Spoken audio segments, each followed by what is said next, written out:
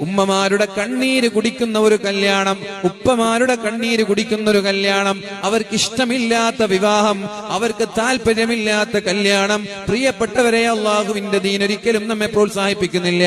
അങ്ങനെ വാശി പിടിച്ചിട്ട് മാതാപിതാക്കളെ കരയിപ്പിച്ചിട്ട് വീട്ടുകാരെ കരയിപ്പിച്ചുകൊണ്ടൊരാള് കല്യാണം കഴിക്കാൻ തയ്യാറായാൽ ആ കല്യാണത്തിലെ ബറക്കത്ത് അള്ളാഹു അങ്ങോട്ട് എടുത്തു കളയും.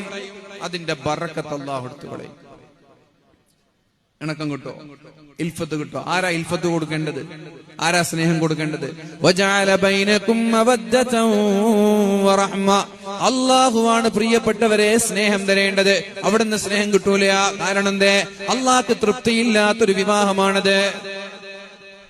വജഅല ബൈനകും മവദ്ദതൻ വറഹ്മ. അല്ലാഹുവാണ് അവിടെ കാരുണ്യം തരേണ്ടത്.